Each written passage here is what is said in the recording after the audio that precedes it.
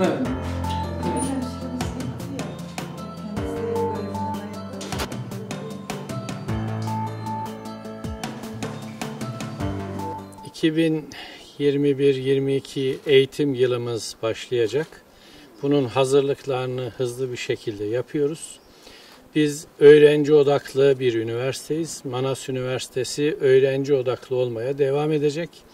Öğrencilerimizin sağlığı bizim için her şeyden kıymetli.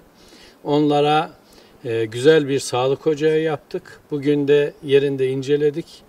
İlaçlarımızla, yeni gelen aşılarımızla, doktorlarımızla, hemşirelerimizle onların sağlığı için her türlü hizmeti sunmak çalışmalarını tamamlamış bulunuyoruz.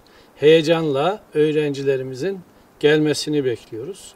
Ümit ediyorum ki önümüzdeki eğitim yılı çok güzel bir eğitim yılı olacak. Öğrencilerimizde kampüsümüz cıvıl cıvıl dolacak ve bizler de mutlu bir eğitim dönemi tamamlamış olacağız. Nereye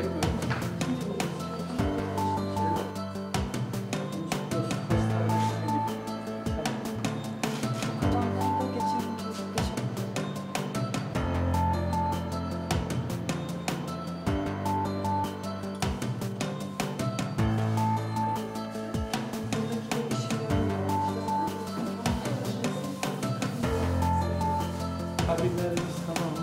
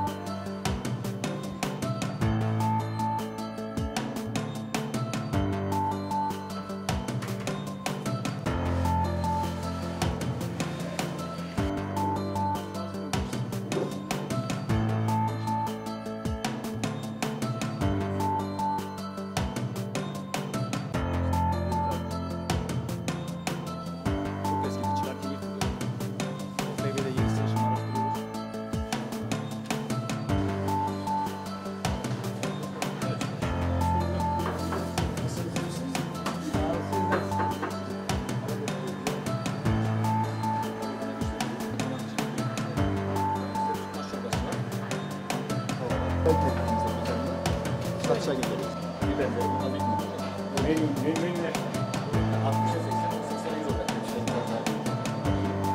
Burası soğuk hava